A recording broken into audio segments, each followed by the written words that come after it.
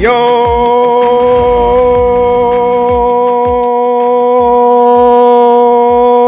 Welcome to the show, BroMob.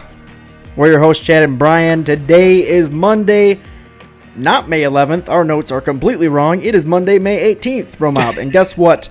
We have new technology. Bryan can see me, I can see him. We're always doing that, but guess what? Now you can see us. We're looking good. Yes. I'm feeling good. Bryan, not looking so good. Smelling good, though. That's the key, Chad. We're smelling great, looking great, feeling great. All those things. Yeah, and if anything sounds weird with Bryan, it's because not only is he looking bad, smelling bad, but his computer is working bad. It is not working at all right now as we speak. So he is talking to me via cell phone. Yep, and breaking things currently. Yeah, he's breaking everything as well.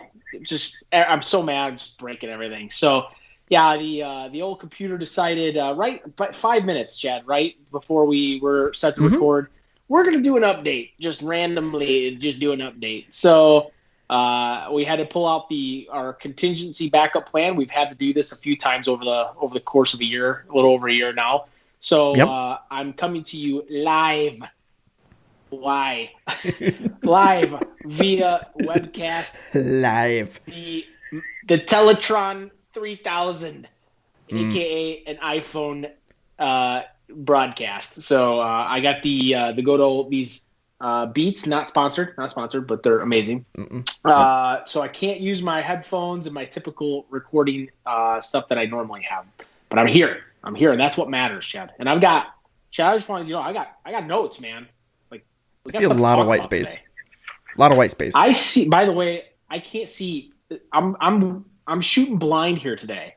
I have no show notes, none. So I'm relying on you to keep me in line, all right? Because you know what happens when I don't have notes. I just start going. This is going to be good. I'm going to throw you for a loop numerous times. I do love a good loop. Fruit loops. Yeah. Yeah, Fruit Loops, man. By the way, speaking of Fruit Loops, cereals. Fruit Loops are at least top 5, right? I mean, gotta say Cinnamon Toast Crunch is in there. Yeah. Top 5? Peanut Butter Crunch. Here's a question: Apple Jacks or Fruit Loops? Oh, Fruit Loops. Dude, Apple Jacks brings me back to a time where I may have had a problem with cereal. I mean, literally there's that 3 months ago. All right. Yeah, there's that, and then there's cereals called literally Cookie Crisp, which is you're eating cookies in milk. That's the best. The best. Come on. Yeah, I would say so. Cocoa Puffs, Reese's Puffs, Fruity Pebbles, done. Fruity Pebbles back in the day, done. Reese Cups, yeah, whatever. Or Reese Puffs, Reese Cups. Take a Reese cup, throw it in milk, eat it. Quite literally eating cereal with candy.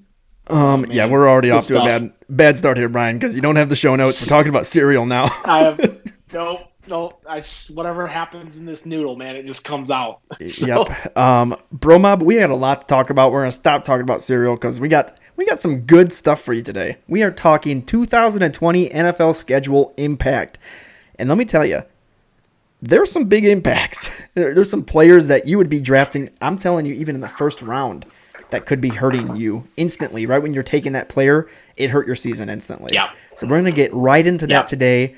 Bryan, before we get into that, next week, BroMob, be sure to tune in. We're talking 2020 early running back rankings. Things are getting real. We're getting into this. We've been putting in the time. Yes. I've been sweating. Bryan's been sleeping. It's been good. Why have you been sweating? Hold on, time. I just naturally sweat. I've been sweating. I've quite literally been sitting in a sauna. I don't know what to do. Yeah.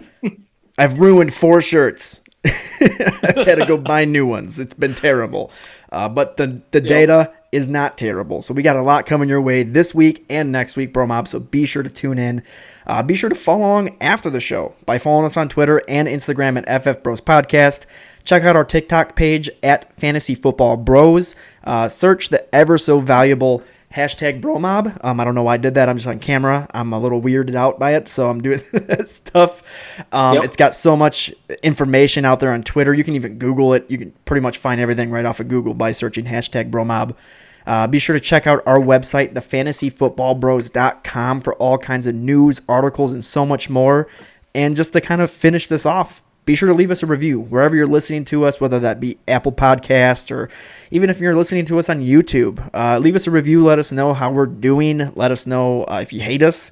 That helps us determine whether or not we got to change things up a little bit. I hope you don't hate us. I hope, because we love you, BroMob. You're everything to us. So let us know how you think of the show, and we, from time to time, we'll talk about it. Together. We need to get an apartment together. Oh, you're everything to me. All right. So without further ado, let's start the show.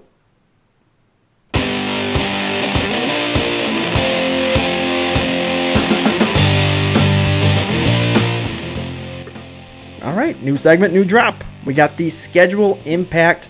And Bryan, I'm getting right into it, man. We got players galore that are going to be disappointing us this coming season, and I'm just going to get right into it, Bryan, because the number one player I have listed on here, I think you agree, is a quarterback that is going as one of the top 5 quarterbacks drafted, and I think even in some circumstances, he's being drafted as high as like the number 3 quarterback, and that is Deshaun Watson. I get it.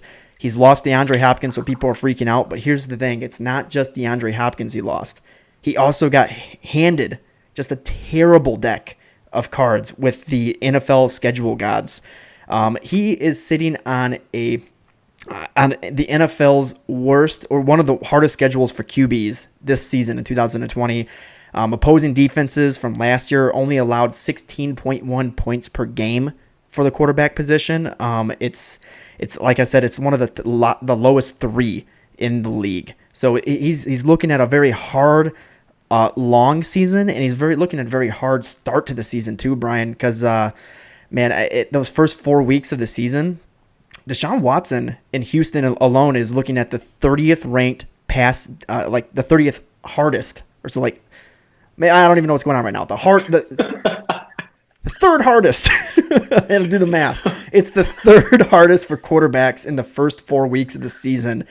So if you're drafting him, you might be looking instantly for streamers off the waiver wire, because he might not be putting up those points you're looking for. He's got the legs, but he might not be helping you in the air. Yeah, the other thing too, Chad, that I think we have to consider, and look, Deshaun Watson's the transcendent talent. Like he is. You're not gonna not draft Watson. Like he's still gonna have a great year. You just have to think about these things as you're putting your team together. Are you though? There might be some better options. What's that?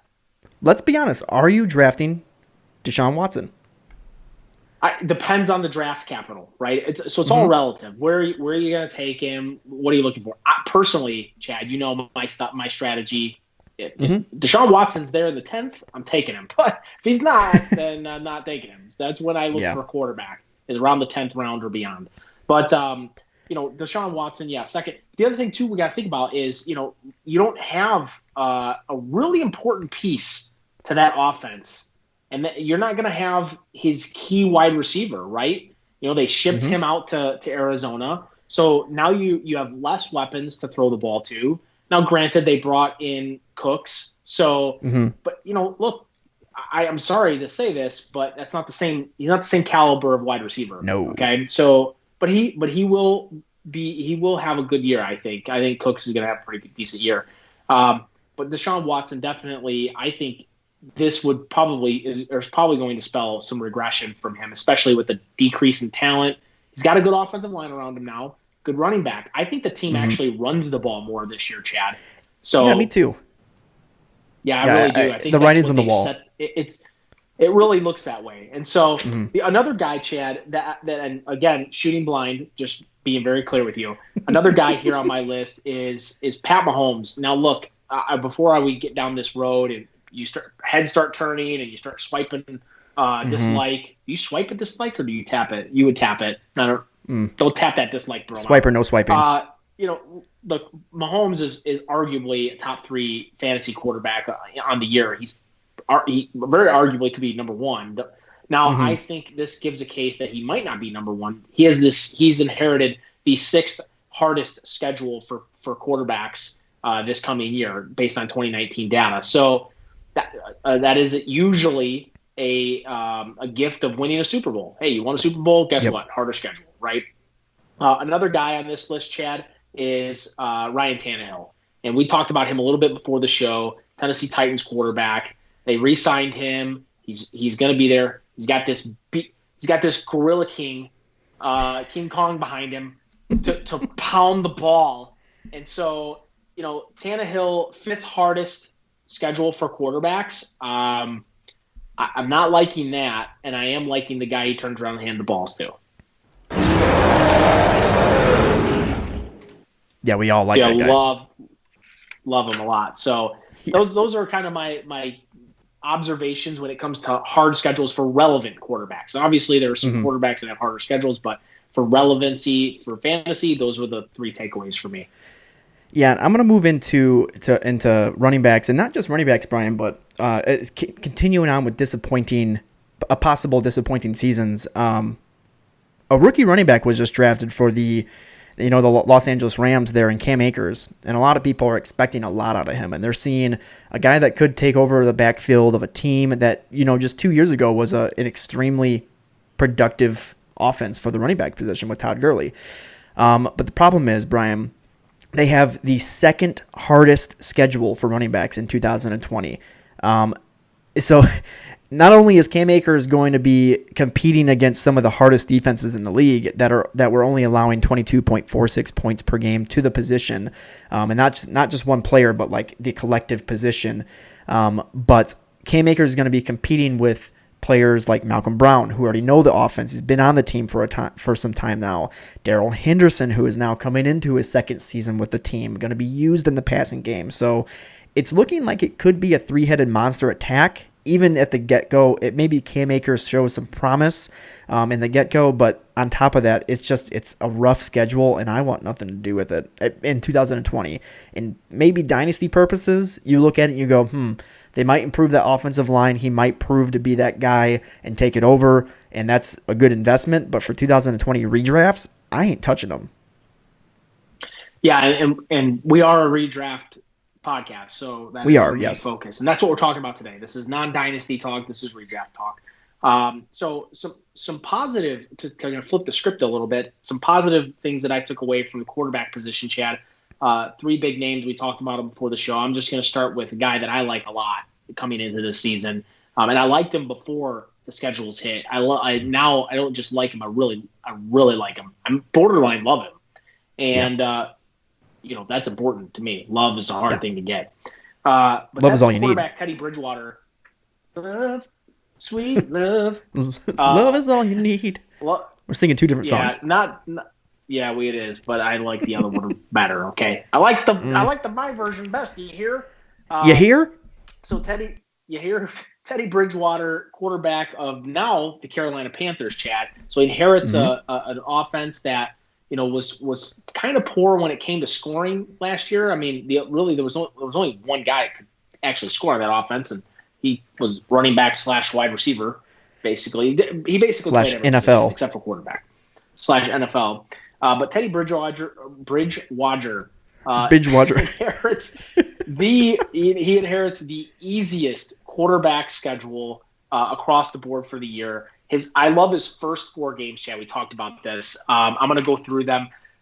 Week 1, home against the Raiders. Week 2, on the road to the Tampa Bay Buccaneers. Week 3, on the road to the LA Chargers. Week 4, back home against the Cardinals. That is the 24th ranked, 29th ranked, 14th ranked, and 23rd ranked.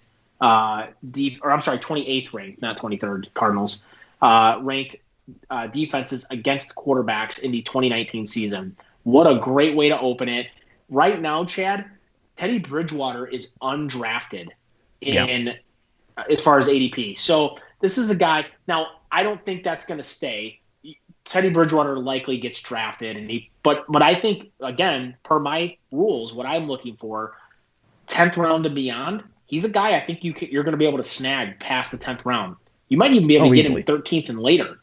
I like Teddy Bridgewater, especially for the first 4 weeks for that streaming ability. He's a guy that could get you out right off the bat, 3-4 wins.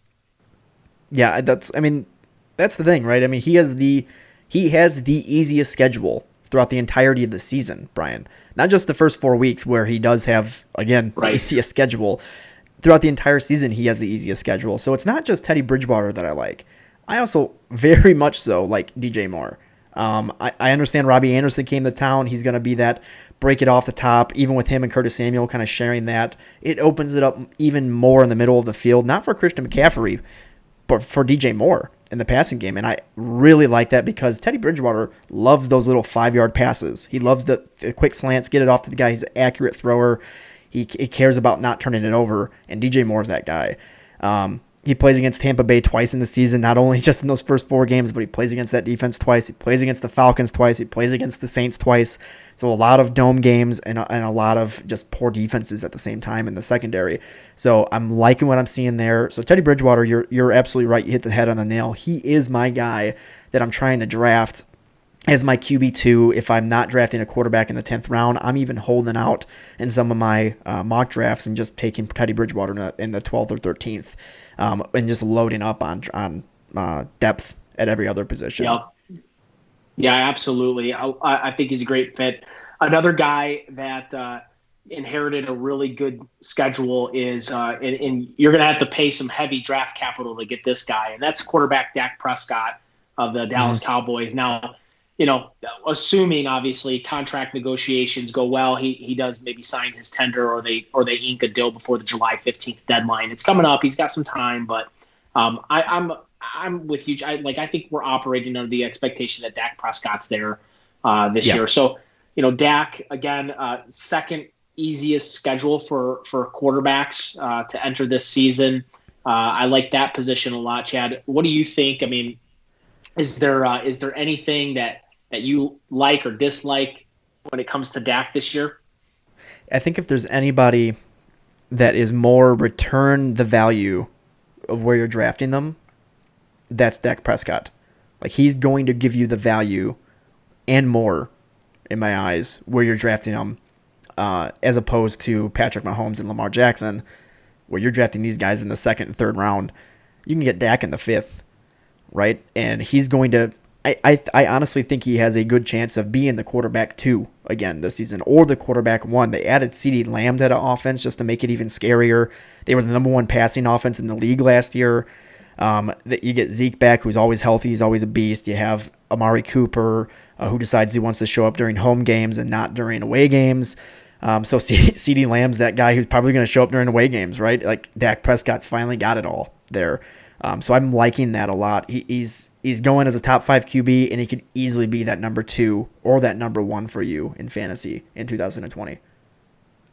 Yeah, 100%. Another guy here, Chad, last guy on my list, and if you have any you want to talk about, but Nick Foles, quarterback of the Chicago Bears, inherits the.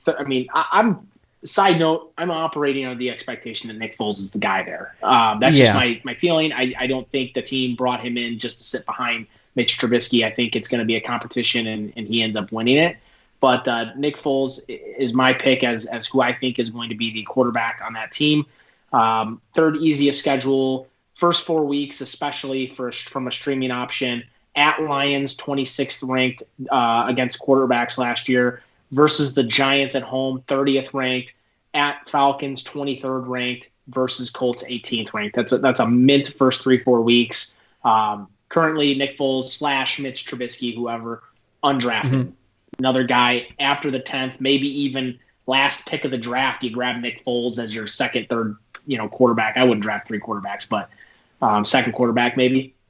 Yeah, so I'm disagreeing with you, not because of the Bears. I actually love the Bears' first 4 games. They have the easiest schedule in those first 4 games in the past, and they also just so happen to have the 2nd easiest for the rushing attack too. So a little guy named David Montgomery, I'm gonna talk about right after this. But Nick Foles, I do not think will be the starting quarterback to start the season. I think that will be Mitch Trubisky, and I actually like that better from a fantasy perspective because he has the rushing ability behind him, as opposed to Nick Foles, who's more of a pocket passer. He does rush from time to time, but he's that taller, 6'6", big pocket passer presence type of guy. So if Mitch Trubisky is that starter of the season, I like him as a streamer if you're just looking to just build depth and not worry about quarterback.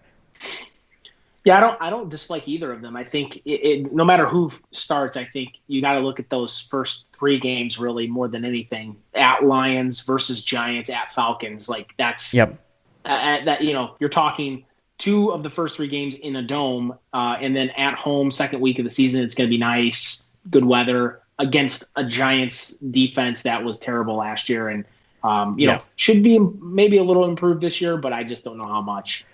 I don't know. They just lost DeAndre Baker. That's so true. it's hurting that secondary. Ugh, Gettleman.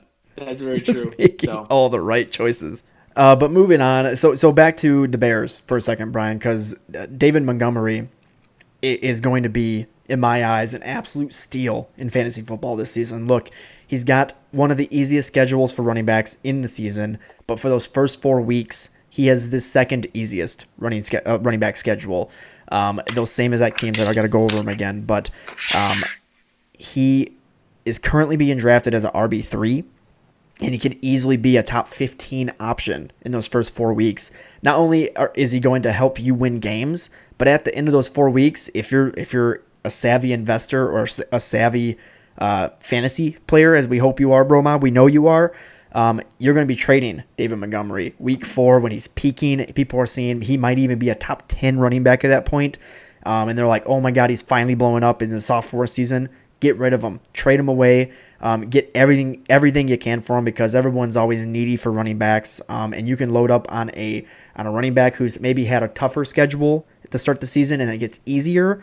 And another wideout. Just load up on those players, get a better team. I think not only is he going to help you win games in the early going, but he's a good investment for the long run in the season. Yeah, absolutely. So I guess we'll transition to running backs now.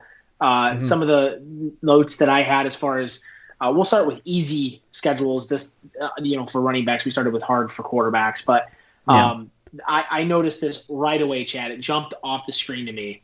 Okay, Colts have the easiest running back schedule of all running backs. Not only do they have the easiest schedule for running backs, they have one of the top, I would argue it's the top 3 offensive line in the league. Yeah. So now you're sitting with a guy they traded up for in Jonathan Taylor. Now I get it, Marlon Mack's there, but I think Jonathan Taylor takes this job away from Mack throughout the year. Now it might not happen early, but I do think it happens. And I don't see the team taking Taylor and not using him. Not only that, but you have Phillip Rivers there, who is the king of dump-offs. And so I just think, Marlon Mack doesn't get used in the passing game at all, really. He doesn't. That might be, for half-point PPR, Taylor could really be a sneaky mid-round kind of guy that you get as like your RB2, 3, who actually turns out to be an RB1 on the year at the end of the year. So I loved what I saw there, and it gets me excited because I love Jonathan Taylor. I was really hoping he'd land on another team we'll talk about in a little bit, but that Colts schedule was a juicy one, Chad. Yeah, defense is allowing 25.27 points per game in 2019 to the running back position.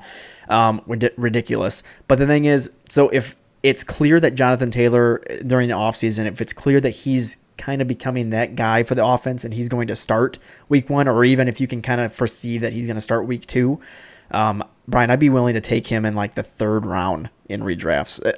He's going to be absolutely huge in this offense. That offensive line, all he needs is one hole. I mean, I've watched him in college. I live here in Wisconsin. Yep. I see what he can do. He's explosive as all hell, and he can bust one out for 80 yards out of nowhere. And that's what he's going to do with this offensive line. I love this predicament.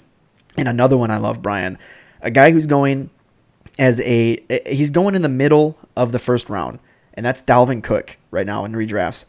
And if there's somebody who's definitely going to give you the value that you're looking for, Dalvin Cook is that guy.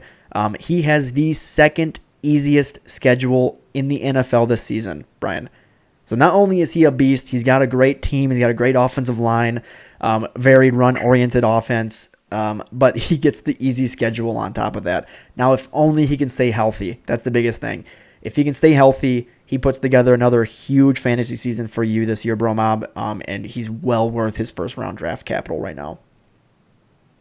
Yeah, so Dalvin Cook for me is like the first-round steal of the draft. Yeah. I think he's the guy that you're going to get in the middle of the first, probably middle to second portion of the first round. So I would say that right around that 6 to like 9-10 pick, you could probably snag Dalvin Cook, and you might find that he ends up being the RB1 on the year. I mean, it very well could, or RB2 or 3. I mean, he could have that kind of season with a schedule like this. So, especially with the teams, I mean, he's so important to the team's play action game and the involvement in that offense. I mean, Dalvin Cook's going to have a huge year. I really like what I see stacking up for him. Yeah. Next guy here that I wrote down, Chad, not sure if he's in your notes or not for the show, but I've been talking about him a lot, and that's the Tampa Bay Buccaneers running back, Ronald Jones. And I get it, man, but he just inherited the third easiest schedule for running backs on the year. Not to mention, he's got Tom Brady handing him the ball. You got a plethora of wide receivers so that you can't stack the box. And not to mention, I mean, he's kind of playing for his career this year. You don't succeed this year with that type of team and that quarterback. You're done. I mean, it's your career is over as a starting running back. And the team drafted a guy behind you to keep a little bit of a little bit of heat on your tail. I love Ronald Jones this year, man. I just can't. Every time I turn around, I just keep going right back to him. Like I really like what I'm seeing, and I really like the situation that's setting up for him. The opportunity is huge. He is a guy that you can easily get in the late rounds, like back in, before he's going to go before the 10th, but you can get him in the back portion of the round. I don't know where he's being drafted right now. I probably should look that up, but bottom line, I'm sure you can get him pretty deep. He's a starting running back on a team with Tom Brady handing him the rock and dumping it off to him. So I really like Ronald Jones this year, Chad. Yeah, and a lot of people might be arguing, well, what about Keyshawn Vaughan at that point? And here's my argument that Keyshawn Vaughan's a good running back, and he's an explosive guy. But here's my argument against him. Brian doesn't want it because he has Ronald Jones in Dynasty BroMob, so he wants Ronald Jones to be the guy. Well, this is a part of it. Yeah, but aside from that, I do. So the reason I like Ronald Jones better in 2020 is that Ronald Jones stats out better in pass protection than Keyshawn Vaughan does.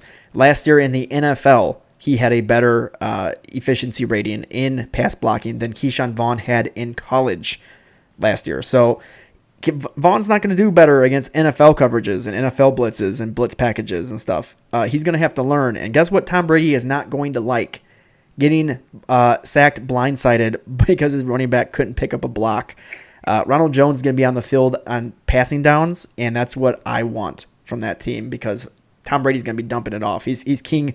If it's not Phillip Rivers is king dump off, then Tom Brady is king dump off. If he doesn't see something open, he's like, all right, here you go, running back, boom. James White, this could be the new James White. I like it. Very well could be, right? I mean, that's what I was thinking this whole time. I'm like, God, man, he could really step in and be that James White role and then some. And so I really like Ronald Jones this year. Some other notes it's just teams that I noted. We talked about Bears, the fourth easiest. Lions, fifth easiest. Hey, I don't know. They just drafted a guy that I love, D Swift. So you hit my drop. You want me to hit this drop? Oh, I thought you were hitting my drop. Oh man, come on. There it is. Okay, I'm sorry. All right, I thought that's what you were doing. I was like, oh, okay, hit my drop, man. I was reading. So I mean, you thing. might want to hit the drop for this. You might want to get ready and hit the drop for this next guy. We got King Kong Henry at the number 6 at the sixth easiest. So love this. I mean, look, is Derrick Henry like a top 3 pick for you? Oh, I don't know, man. He is for me. So it's weird. So would you take him over any of these 3 guys? Zeke, CMC, or Saquon Barkley? I would take him over. I would take him over Barkley, and here's why. Here's why. Hold on. We're about to kind of slide into that next conversation. So the Giants have inherited the second hardest schedule for running backs. Mm-hmm. I like Barkley. I think he's unbelievable, and I'd say they're right there. But that schedule, look, Derrick Henry's unbelievable. I just think they're right there. You could go Barkley or him, and I don't think you're making it. They're like literally 3-4. Like you could intermix them. Yeah, I would take Zeke. I would take Zeke and CMC over him just because of how unbelievably important they are to that offense. Okay. I mean, even let's talk Vikings with Dalvin Cook. Would you take Dalvin Cook over Saquon based off a schedule? I would not. I would not due to just because of I just think Barkley is such a transcendent player, and I'm not saying Dalvin Cook's not, but I mean, look, Dalvin Cook's not Saquon Barkley, and I think Saquon Barkley is that. And I don't know, maybe I'm overstepping. Maybe Derrick Henry is 4 for me, and Saquon's 3. But I mean, it's really so close. I mean, you're looking at the two. If you were to put the two side by side, and you're looking at their schedule, you're going, all right, this guy's got the 6th easiest schedule, and the team runs through him, literally, like runs through him, and he runs through other teams as well. Then you've got this other guy where the team runs through him. I mean, Barkley's very heavily involved. But they're gearing up to really turn the ball or turn the team over to Jones as well. So they're not. I don't think they're just going to. Look, they brought Jason Garrett in for a reason. I feel like, and that's to give him the passing ability. They're trying to groom him to be a better passer, and not turn the ball over. So I just think that hurts Barkley a little bit. And I think I just really like the upside to Derrick Henry. And not to mention he's huge. He's like the size of a football stadium. Yeah, you do love Derrick Henry. Another guy that you loved this previous season, because you had him in multiple teams, Aaron Jones. Look, he's my candidate for the Alvin Kamara, right? He's going to regress. Touchdowns are going to be nowhere near what he had this past season, especially with A.J. Dillon there now, who's just an absolute rig monster when it comes to red zone touches. But here's where I do like him, BroMob. The Packers have the easiest schedule in weeks 14 through 16, your fantasy playoffs. So if maybe one of them running backs like Jamal Williams has gotten injured, or if Aaron Jones is just like, he's clearly the guy, and A.J. Dillon doesn't do anything with that offense. Weeks 14 to 16, he could be winning you a championship. Kind of like how Alvin Kamara did it this past season, too, because he was going nutty at the end of the season, too. Don't talk to me about championships and Alvin Kamara. I know you did that on purpose. I did. I hate you for it. I absolutely hate you for it. Hardest running back schedules, Chad, to pivot here.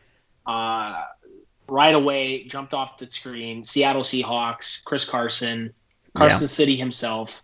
A little concerned about draft. I mean, what I love is the amount of running the team does and the opportunity. That you can't argue with. And I think for that reason, you're going to draft them with high capital. But, man, there might be some juicier options right around that same position. So you might want to just keep your eyes open as we get closer to the draft with ADPs. Yeah, I agree. I mean, and another one. So a lot of people might be hoping for Devin Singletary to kind of erupt year 2, his sophomore season here. But, look, he's pulling in one of the toughest schedules for running backs in this season as well. Opposing defenses allowing only 23.7 points per game to the position in totality. So you might be seeing the team lean more on that running back by committee approach, using him along with Mr. Zach Moss, the big bruiser himself. I kind of was expecting that anyway, but if maybe if the running attack isn't taking the path that they were hoping it would with Devin Singletary, you might be seeing more Zach Moss, and it might not look any prettier either because it is a tough schedule. So people kind of hoping for that shifty. He is really shifty, and he's hard to tackle. I will give him that. But it just might not look pretty for him. Yeah, Chad, another one that I noticed, and I want to talk a little bit. I'll spend some time here. Is Kansas City Chiefs. So they 7th hardest schedule for running backs. They just drafted a guy ahead of these other guys that we liked in Clyde Edwards-Helaire.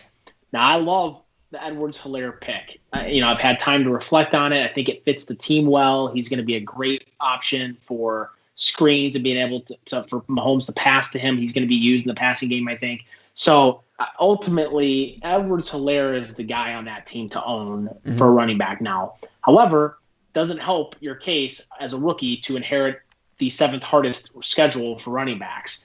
Now, I think his saving grace is that defenses aren't going to scheme to stop Edwards-Helaire. They're going to scheme to stop these other weapons, right?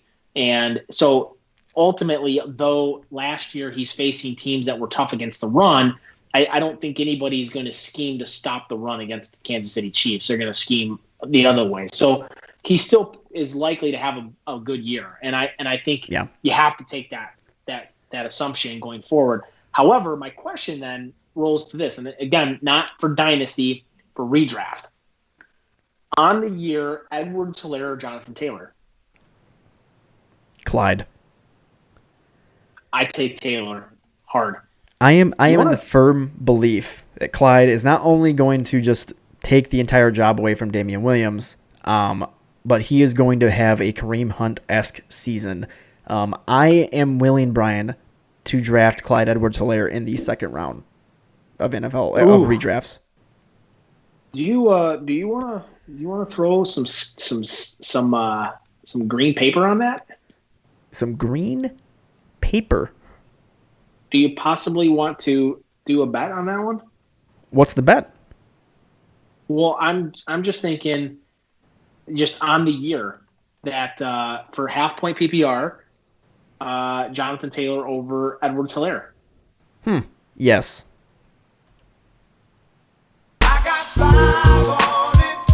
Sorry, I couldn't find the button. I was about to say, I wasn't sure if you were thinking about it or if you were like, yes. No. My face was like that and due to embarrassment. Yeah. I was mashed potatoes and gravy in the button, and it wasn't working. Got it. Oh, I see. Okay. So I'll take that bet because I think the schedule plus Phillip Rivers plus offensive line, I just love the Jonathan Taylor story. But I'm not disagreeing with you that I think Clyde has a Kareem Hunt-esque season. Mm-hmm. Yeah, absolutely. Yeah. So, it kind of moving into wide receivers, Bryan, a little bit. We got a lot to talk about. Show's starting to dwindle down. I've already talked about DJ Moore, how much I like him. I also like him in the fantasy playoffs. Week 14, he plays against the Broncos. Week 16, he plays against the Redskins. They both were allowing major points at the wide receiver position in 2019. I didn't see major upgrades for these defenses for those positions on both sides. So, DJ Moore is likely to eat during the fantasy playoffs against those teams. Bryan, I also see the Green Bay Packers sitting at the second easiest schedule for wideouts, which is welcome back, Devontae Adams. So long as you stay healthy, buddy. He is going to be. I'm saying it right now. I like him as the number one wideout if he can stay healthy. I'll put it right there. Michael Thomas. Everyone's talking about him. These wideouts. The wideouts don't repeat. They just do not repeat a number one season over and over again.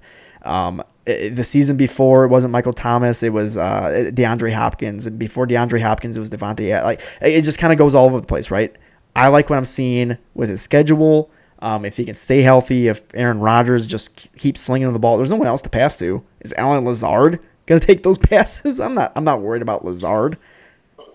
Well, look, I would be worried about Lazard if I were you. He's super young, and Aaron Rodgers loves him.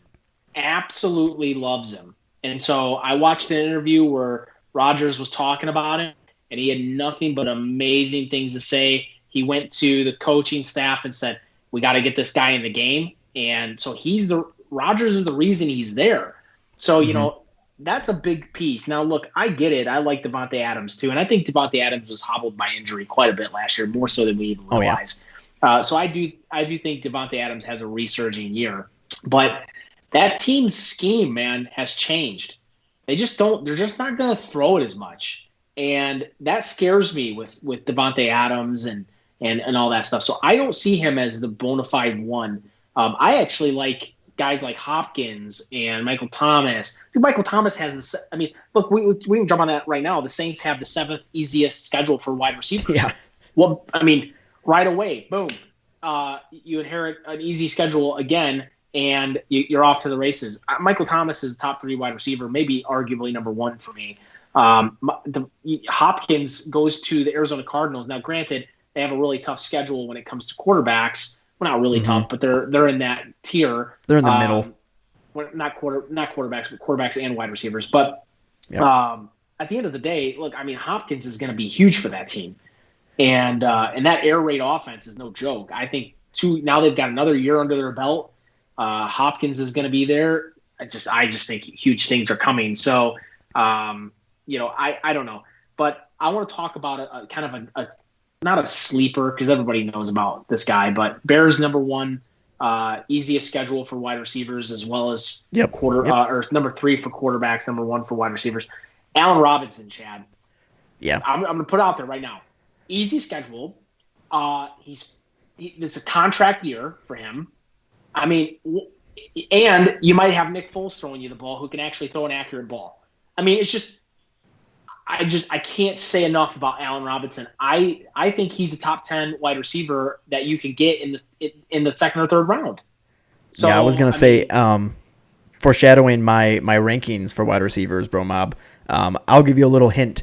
Allen Robinson might be squeaking into my top 10 over some bigger names, like over somebody like Julio Jones. I'm just putting it in there. He might be squeaking in there over Julio. I mean, look, the opportunity is laid out for him, 100% for sure. Now, can he capitalize, and can Matt Nagy actually pull his head out of his back end and put a competent offensive scheme together this year? I think he got way too cute. I have a feeling they're going to go back to their roots, especially if Nick Foles is in quarterback. You don't have to throw so many smoke screens to kind of hide the inefficiencies of the quarterback position, I think. So. I know we differ there, Chad, but I think Nick Foles is the day 1 starter when it comes out of it. And I think that's huge for Allen Robinson. I think he has a career season this year, and I'm huge on him. I think he's going to have a really good year. Yeah, I see a really big season. Who I don't see having a big season, though, is a guy who was a top 12 receiver this past season. Kind of shocked people and made people excited for his future, and that is Devontae Parker of the Dolphins. Listen, I get it. He's got Tua coming in. People are starting to get excited. A new, younger arm.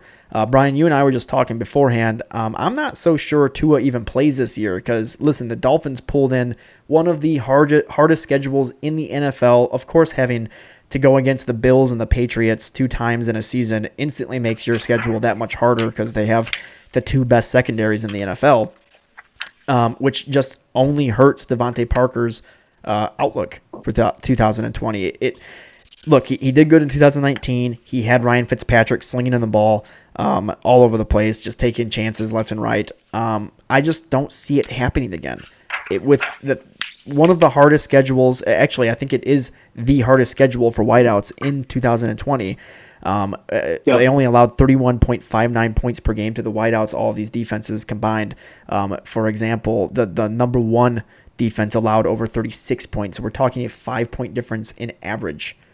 Like it's huge. We're talking 5 catches or 50 yards per game. That's going to be a difference. So Devontae Parker is going to be struggling to find chances to produce for you again. If you're taking him high, I feel sorry for you because I'm not.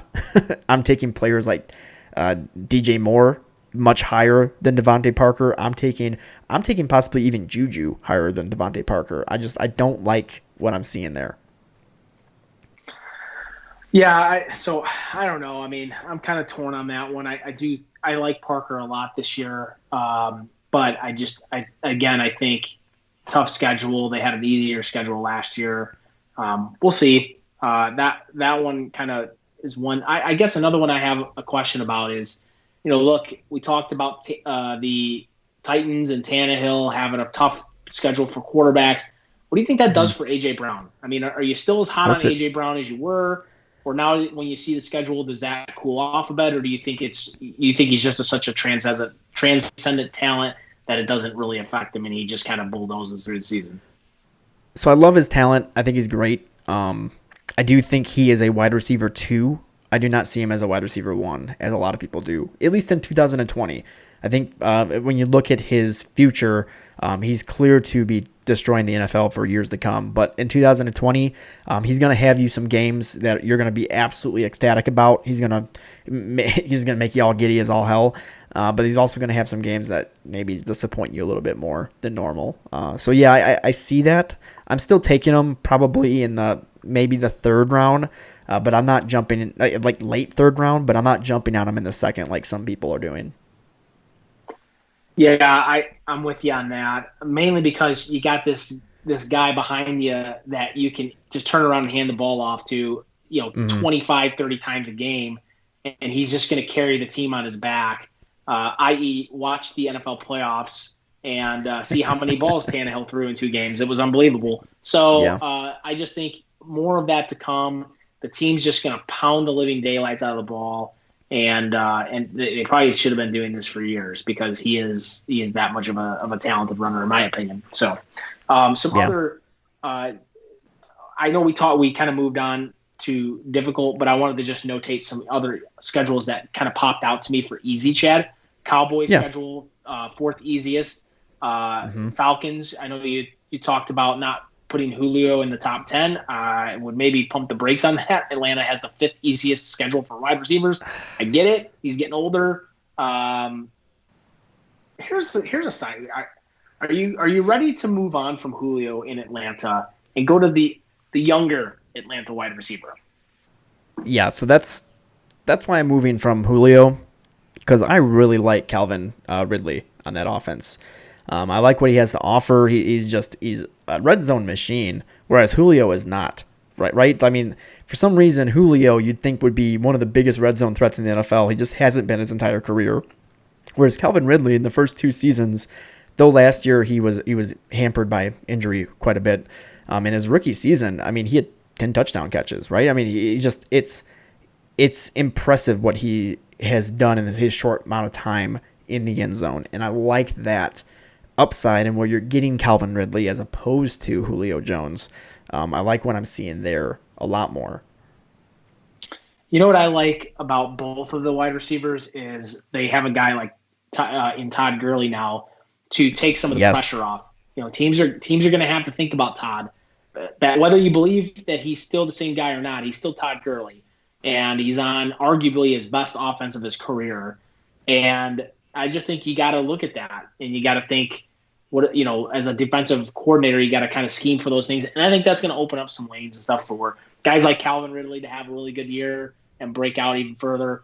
And I think Julio still has a decent year too. My problem with Julio, Chad, and I think you know this over the years, is just the consistency. He'll vanish in games and then he'll show up big and have a game where he has 4 touchdowns and you're like, where did that come from? But they'll have like 4 games with no touchdowns or 5 games, and I'm not a big fan of that. I like my fantasy team to have consistency. So I'm gonna move on from wide receivers, Brian. Just look at me, can't even take care of myself. Come on, guy, come on. I'm gonna move on from wide receivers. Hide it before. I'm gonna end the show. I'm going to end the show with tight ends, that is. And only 2 of them. The only 2 that I care about.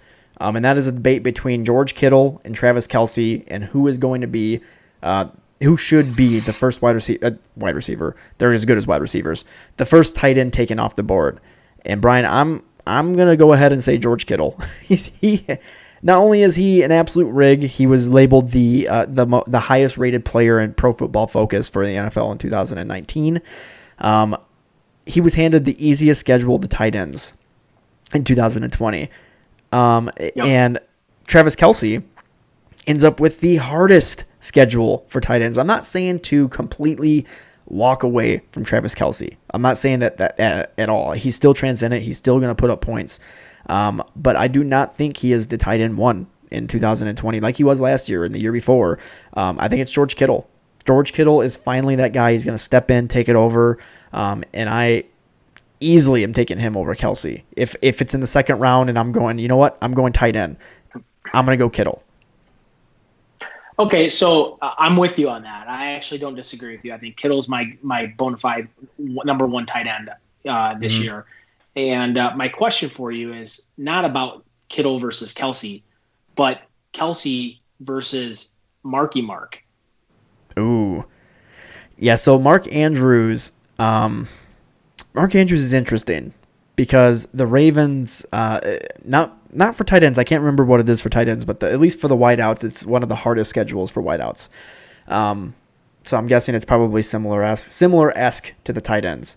But the thing is, Lamar Jackson loves that tight end. He loves throwing it to him. And I mean, he's the only. They got rid of. Oh shoot, who did they just trade away? Hayden Hurst. Hayden Hurst is off the team. Now it's just Mark Andrews and Nick Boyle. And I'm not worried about Nick Boyle. Like he's good for blocking and he's gonna get some stuff, but I'm not scared. I'm not scared of him. Mark Andrews. I don't know, man. I'm going Kelce. Kelce's my 2. Mark Andrews is peaking. I'm going Andrews because the team. The team is a tight. I mean, they run these 3 tight end sets, and it's just the way they built that team. It fits so well to the tight end, and I think Mark Andrews broke out last year. I think he further breaks out this year. I love Mark Andrews. He's my 2. He's my tight end 2 this year, and right behind him is Kelce. So Kelce's a top 3 tight end. Period. He's an elite tight end. And he's so important to Mahomes and his safety net. But again, I mean, I just think the team inherits a really tough schedule.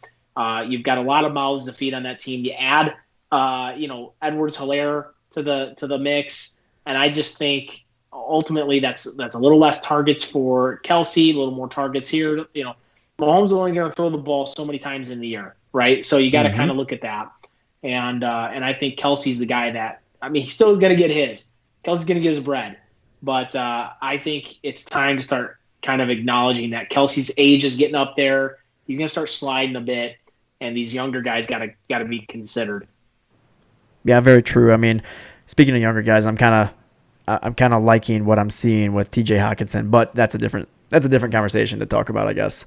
Yeah. So, BroMob, that's going to be it for this week's show. If you like what you're seeing here, let us know in reviews. If you like seeing our faces, we're going to keep doing it. So we're gonna start incorporating stuff. I'm gonna get this back wall, some stuff going on back there, so you can get some good lookings. Bryan, it looks like he's living like a hobo. He's got boxes back there. Yes. Don't know what's going on with that. There you go. Boxes? Keep it hidden. Keep your hand there for the entirety of the show, please. But that's gonna do it for. That's going to do it for this week's show. Be sure to tune in every Monday to stay up to date on the fantasy football world and to gather any insights on how to dominate your fantasy football leagues. That's right, BroMob. And hey, make sure, please, we appreciate all your support. If you like what you're seeing, we appreciate the comments and the reviews. But more than anything, head over to jointhebromob.com. That is our main site for all of our BroMobsters. Become an official BroMobster. You can join the site, $2 a month. It's super easy. We're going to have all kinds of exclusive content in there this year. So it's going to be a new piece to the show this year. Jointhebromob.com. Get over there, sign up now, and we appreciate all the support you guys give us. And to also the people that already are on there, we appreciate your support as well. So jointhebromob.com. Thank you. Thank you so much. If you're not listening to us on Apple Podcasts, maybe you're on YouTube. We're out there everywhere, BroMob. We're on Spotify, Google Podcasts, Stitcher, iHeartRadio, the whole gambit. You can find us. Be sure to subscribe so that you get that nice little ping and notification that, hey, the new episode has dropped. That is on every Monday. Follow us on Twitter and Instagram at FF Bros Podcast, and be sure to check out our website, thefantasyfootballbros.com, for all kinds of news, articles, rankings, and so much more. See you next week, BroMob. Bye, everybody.